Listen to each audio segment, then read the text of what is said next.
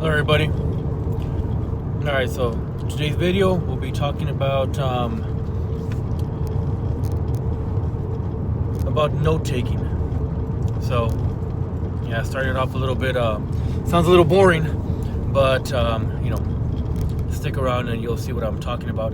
On one of my videos yesterday that I posted was or uploaded had to do with accessing your uncorrupted thoughts. Hopefully a few of you get to watch it. It's a pretty good technique if you're into self-awareness and kind of like finding what your own purpose is when when getting to know yourself. But more on that later. Anyways, this video, it's more about what kind of got me into the whole note-taking thing. And I did mention in the last video that most of this system, you can also apply it to the martial arts, and I'll explain how as well. So, stick around for the video. Got my Health-Aid kombucha here. Not sponsored or anything, just thought I'd point that out in case you see me drinking it throughout the drive. All right. And probiotics is really good for your stomach, good for your brain. You let in all those good bacteria into your stomach. Help you flush out those bad ones. All right, so here we go. Probably around junior high, looking at about 9th grade, junior high. I was introduced to this program called AVID. I'm not sure if it stands for anything, but I do remember it was called AVID, and I do remember I stayed in this program from 9th grade all the way to my senior year in high school. So, and the title to this will be applying the AVID system to your martial arts. So that kind of like an educational video mixed in with sports, entertainment, martial arts. So, and funny enough, in 9th grade is around the time I started training in Kung Fu, where I actually started going to my first martial art class. Now, before that, I was already studying fighting methods before the martial arts, but mainly it was just to fight off my bullies and in a way kind of became a bully myself. But so the AVID system, AVID, the program that I remember being in freshman year was that one of the tools, one of the habits they would teach you is how to take proper notes. So what you would do is that you would divide your paper a certain way, where on one side you would take notes on the subject that you're learning, and on the other side of the paper you would write down questions.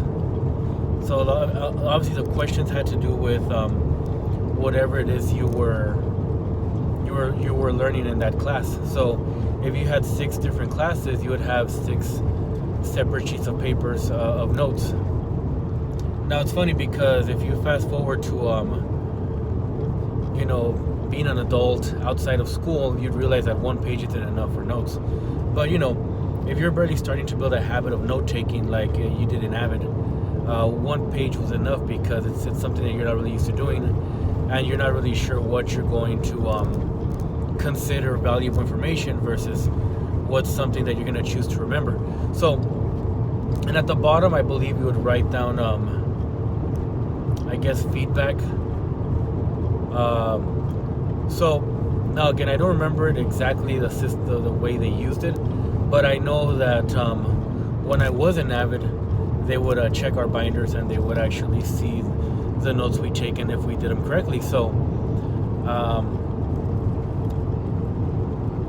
it was something that people normally weren't used to, because if you think about it, most of the time when it comes to note taking, it's very optional. we try to use our brain a lot to remember facts, and we feel confident that we're going to remember what we're being taught. So a lot of people don't really consider note taking, especially early on in their careers, or as early as being in junior high or high school. A lot of times our brains work a lot better because we're still young. Everything's still fairly new.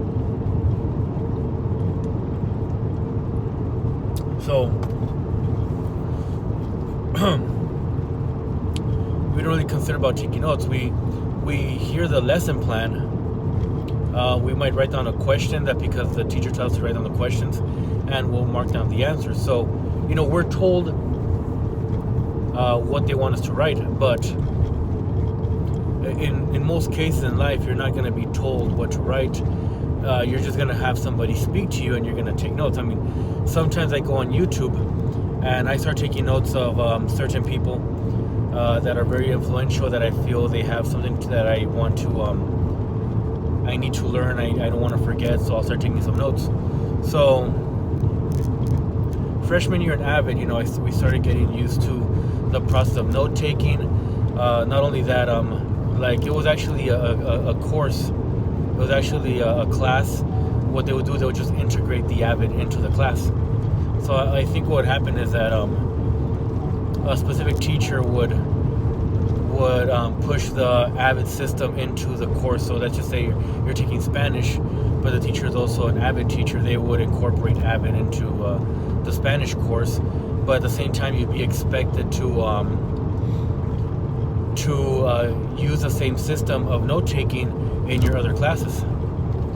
Again, don't want to bore anybody. I know it sounds it doesn't sound as exciting. So, but it's a very good habit when you're growing up, because in reality, our brain, even if it remembers something, it might interpret it differently. It might see it differently.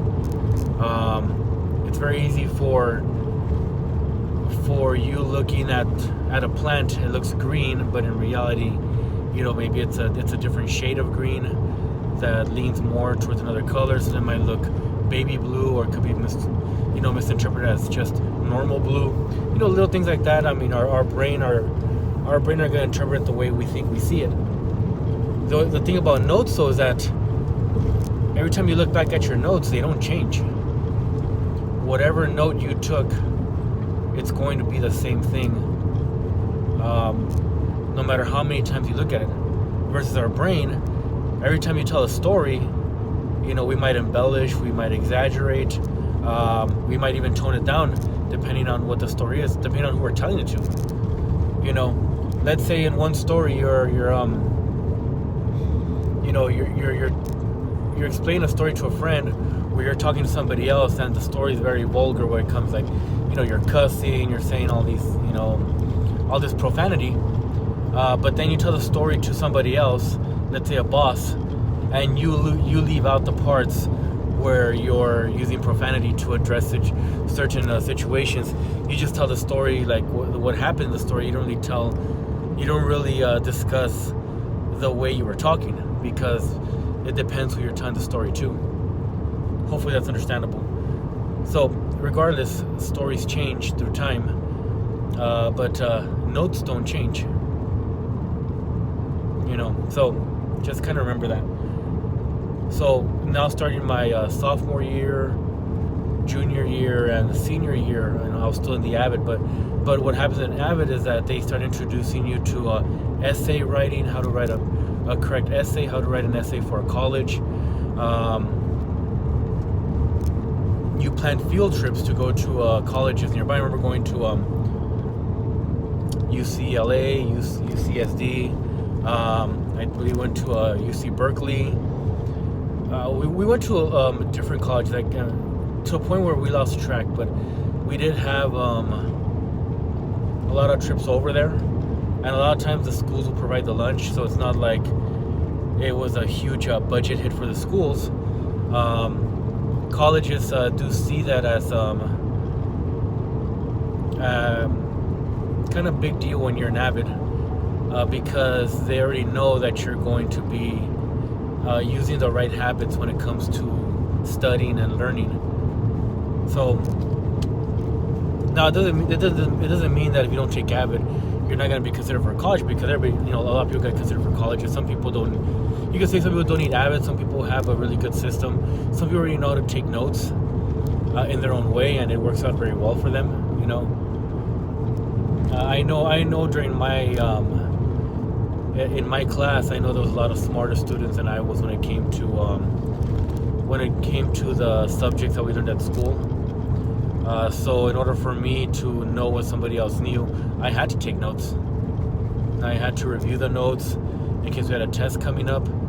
So now teachers, what they do is that they give you homework so that you can practice the subject so that you're ready for the test. But when you take notes, you're not just practicing the subject with the homework, you're also documenting what the teacher is telling you basically in real time. Because when you do homework, you're basically going home and now you're relying on your memory to remind you how to do the math problem, how to do the geometry problem. But when you're in class and you're taking notes, then you're practicing as you go while you're being taught. So it's a very good system. I mean, it doesn't sound complicated. Like if you're an adult watching this and you're thinking like, well, note taking is not complicated, there's no big deal to note taking. You got to look at it from the level of somebody who's just starting off. So, for example, this video goes a lot to somebody who's probably like in freshman year, going towards their senior year, asking themselves, why should I even take notes? My brain works just fine. I'll just do my homework. But note taking, now this is where the adults can agree with me. The system of note taking follows you wherever you go, if you think about it. Now, the higher you rise into a position, the more notes you're going to take. So now, like if somebody's training to be a cashier, at a retail store or at a fast food place, you rely on your memory, and that usually is enough because you're doing it almost every day. But let's say you get promoted. Let's say now you're in charge of those cashiers, you're in charge of the people on the floor. So you realize now instead of you're the one who's dealing with everybody, now you're in charge of the employees. And that's where the note taking might come in. You might need to take notes on what you gotta what things you gotta look for. For example, let's say in one day you're gonna train somebody. So you might want to jot down, what have you trained them in already? What are you going to follow up on? Do you feel that they learned what you trained them in? You can write all this stuff down and then you can answer these questions. And then when you train that specific employee next time, you're already going to have a written document of where they were at the last time you talked to them. So now let's apply to the martial arts, because I don't want to get too stuck on other topics, because the whole point was applying AVID to martial arts. So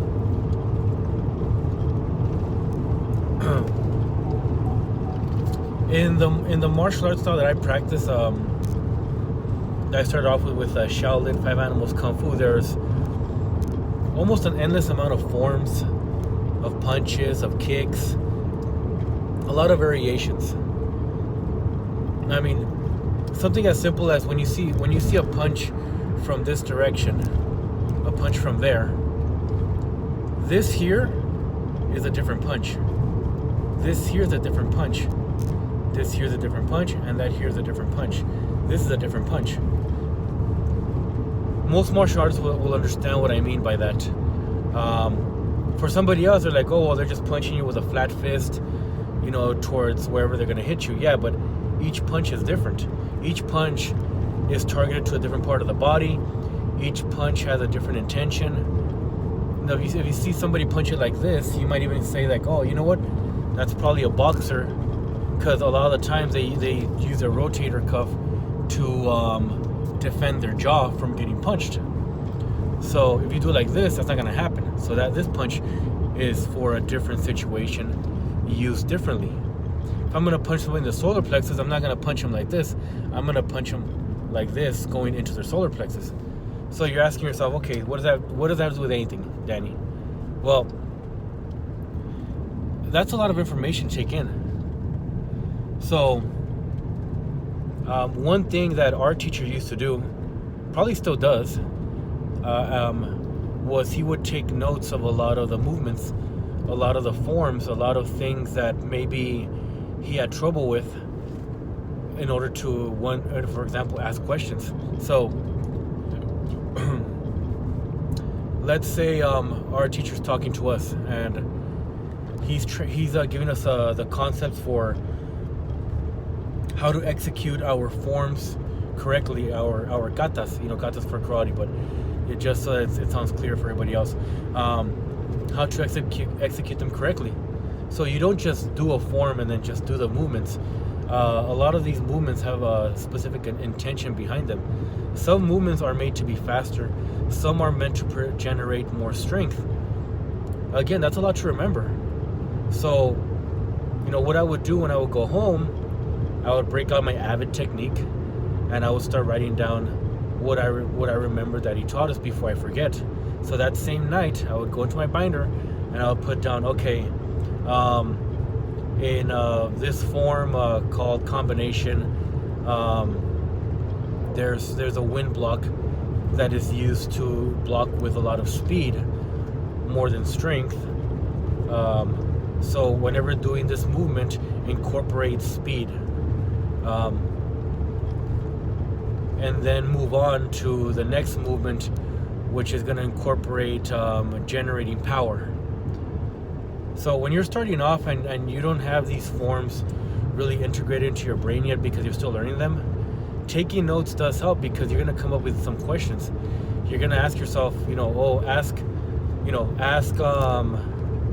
teacher tomorrow, and I'm talking about like our martial art teacher, ask Miss, our Sifu tomorrow.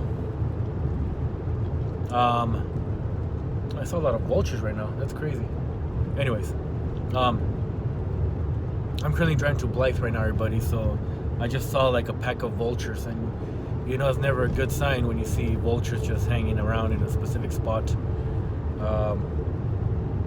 So should have taken a video of that, but oh well. Maybe on the drive around, I'll put a short on that. Hopefully they don't attack me. But anyways, so I could add a specific question there with, after putting my notes, I'll ask the question. This one movement, let's just say movement number 16, was that supposed to be applied with speed, or was that supposed to be applied with more strength? Am I doing the hand posture correctly? And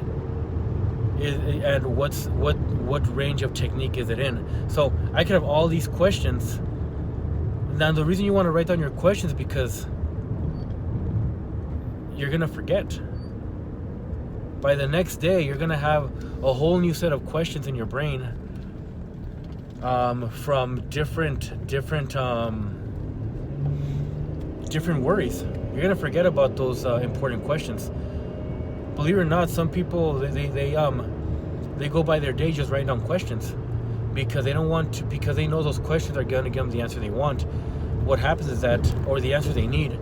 But what happens is that some of these questions get forgotten, so they never get answered to begin with. Or they might stumble upon the answer and they're not ready for it, and they just get overlooked. So yeah, in the martial arts, note taking is important, especially if you're learning a bunch of forms that require physical practice. But you also want to jot down things about the form that might cause some trouble. You might want to ask we have some forms that have some difficult kicks that I've noticed a lot of students can't do because they don't get the physics behind it. So let's just say they skip that form. At least make a note saying, oh, you know what? In this form we have this one double kick that I just can't do. Ask Sifu tomorrow. What's the physics behind it? like, how can I do this kick? You can, find the explanation of using my body in order to, because we have one thing, for example, in one of our forms, one of our Black Sash forms, it's a form called Three Families. There's this one kick where it's a double kick. So you're basically jumping and one kick's going this direction and the other kick is going this direction, almost simultaneously. It's not something you can just get up and do out of nowhere, because you require a certain movement in order for that kick to come out the way it's supposed to, because our legs are not really made to move that way unless you do something first. So that'd be an example of taking notes. Now, I have a bunch of notebooks at home, in a storage. The storage I have is kind of like these containers that I have at my mom's. So I don't really have them with me, so I don't always look at them. But they're there over there. And a few days ago, I started looking through those notes, and it had a lot of the notes of the specific kicks and punches that I was learning at that time, and questions of what I'm going to ask the next day if I ever ran into any trouble. And this can apply to fighting techniques. It could apply to defense, methods to defend yourself. So all these questions, you think, oh, well, I can just ask it when I get to the martial arts school. But again, you run into the risk of forgetting the question, or like in my case, when I stopped going to martial arts for a while, where I wasn't going as consistently, I stopped practicing the forms that I was doing during that time, so they didn't really stick up here. And I didn't take notes on those because unsuspectingly I didn't think I was gonna stop going. It just happens that I just stopped going to practice little by little. I started focused more on work, on my new position as a district manager, which was about maybe 7 years ago. So I didn't take notes on these forms that I was doing back then, but the ones I did take notes on before, I still remember to this day. I still remember what questions popped up whenever I had difficulties with those forms. But for the ones that I didn't do, I actually don't remember them. I never took the time to write down the notes for those specific forms, and there were quite a few forms, the movements, any questions I had. So I had no notes to go back on to jog my memory on the things I was thinking about when it came to applying those techniques and those forms. So I saw the difference when it came to a form that I actually took more time in to write down questions, write down techniques, write down specifications for that, versus a form that I was just using my memory on how to do those movements and those techniques. So yeah, if you're ever in the AVID program and you're thinking to yourself, so how's it really going to help me out, to go to college, to do this, I'll let you know that as soon as you leave high school, you don't stop taking notes, or you don't stop the need for note taking. I know one thing, whenever my bosses would talk to us and teach us things, I know that taking notes, first of all, it made me look better. It made me look I was paying attention. So I would take notes to write down whatever was being taught, and I could always go back to them in case they're asking me, like, hey, did you get this done? Go back to my notes and be like, oh, they're referring to this. So it looks good in front of a boss if you're taking down notes, because it means that, one, you're paying attention, and two, that you're going to go back to your memory and apply what you're learning. Versus somebody's not taking notes, they kind of give off that I know everything vibe. Where, if you do good, if you know everything that somebody teaches you, and it just flows in you and you can regurgitate it very easily, that's great. You know, I can tell you that doesn't work out for a lot of people. But if it doesn't, note taking is very powerful. And you'll remember things that others don't remember. And not only that, now being in my position as well as district manager, whenever I see my managers taking notes, I do know that they're going to apply them, because the way I see it is that if you're a leader, and this is how I want to end the video, if you're a leader and you're taking notes,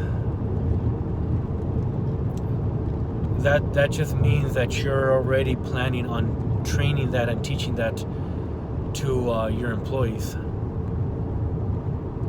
But if you're a manager and you're not taking notes, if anything, you're probably getting to learn the subject yourself. You're not in a position yet where you're confident to train it. Because most leaders ask themselves, how can I train this?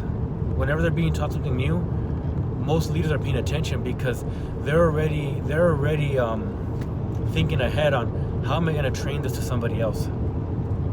I'm learning a skill. How do I present it to the people I'm trying to teach this to? So that's how fast the brain of a leader thinks, versus somebody who's just, let's just say they're just a manager right now. They're barely getting to know the whole leadership concept, building their leadership skills. Most of the time, you might not see them taking notes, because they're still trying to learn it themselves. They don't understand that the knowledge they're getting is not just for them. It's also for it to be communicated and spread out to their staff. It's a form of delegation, where for most managers, if any managers or leaders are watching this, they know that the art of delegating is very powerful and saves you a lot of time. But most managers, they're still in that position where they want to do everything themselves, because they want to make sure it gets done right. Whereas a leader, you'll allow a few mistakes here and there to happen, as long as somebody else is sharing the workload. All right. Well, 27-minute long video. I hope somebody gets some value from watching this. I'll write in the description all the different topics that are discussed in this video. But other than that, AVID program. If you're a parent, you have your kids in the AVID program, or if you're in the AVID program yourself, hopefully you watch this video and you realize that, the note-taking doesn't stop. I'm 38 years old, so note-taking hasn't stopped. I still have stacks of notes that I still go back and review and look at in order to make sure that I don't miss anything when I'm, conducting a meeting, or when I'm about to train a certain new product to our staff. All right, guys, have a great day.